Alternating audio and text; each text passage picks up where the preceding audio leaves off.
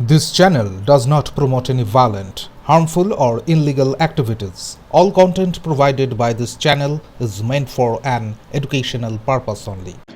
হীরাপুরের কালাঝুরিয়ায় পিএইচির জলের পাইপলাইন বহনকারী সেতু ভেঙে পড়ায় আসানসোল পৌর নিগম এলাকায় পানীয় জলের সংকট তৈরি হয়েছে।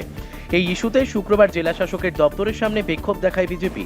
নেতৃত্বে ছিলেন দলের জেলা সভাপতি দেবতানু ভট্টাচার্য। স্মারকলিপি জমা দিয়ে তিনি জানান, অবৈধ বালু উত্তোলনের জেরেই সেতুর পিলার নড়বড়ে হয়ে ভেঙে পড়ে। তৃণমূল সরকার নিজেদের ব্যর্থতা ঢাকতে ডিভিসিকে দোষারোপ করছে বলেও অভিযোগ করেন তিনি। সমস্যা না মেটালে বৃহত্তর আন্দোলনের হুঁশিয়ারি দেন দেবতানু। আন্দোলন নেমেছে, আমরা ডিএম সাহেবকে জানাবো নির্দিষ্ট সময়ের মধ্যে যদি এই জলের ব্যবস্থা যদি না করা হয় তাহলে আমরা বৃহত্তর আন্দোলনে নামবো এবং বালু খননের জন্য, অবৈধ বালু খননের জন্যই এই ঘটনাটা ঘটেছে, দুর্ঘটনা ঘটেছে। সেজন্য এই অবৈধ বালি টোটালি বন্ধ করতে হবে। আগামী দুদিনের মধ্যে যদি জলের ব্যবস্থা না হয় তাহলে এই রাস্তাতে, আসানসোলের রাস্তায় কোথাও কোনো বালুর ট্রাক আমরা চলতে দেবো না। কিন্তু ডিভিসির যে জল ছাড়া সেটাও একটা দাবি করছে তৃণমূল কর্তৃপক্ষ। তৃণমূল সবসময় দাবি করবে, তৃণমূল নিজেদের অপরাধ করে রাখার জন্য সবসময়তে অন্য কাউকে দাবি করে, সবসময় বিজেপিকে দায়ী করে। কিন্তু সাধারণ মানুষ জেনে গেছে যে তৃণমূলের কথার সারমর্ম কী আছে না আছে।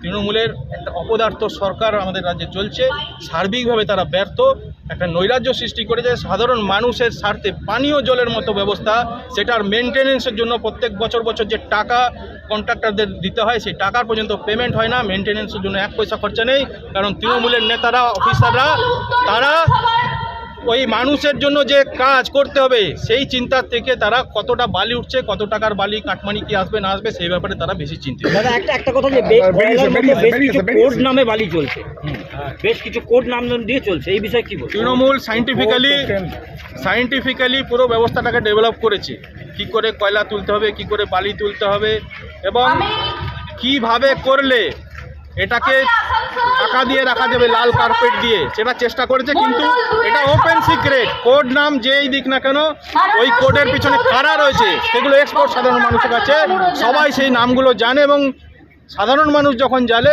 তাহলে পুলিশ প্রশাসন অধিকারীরাও জানে।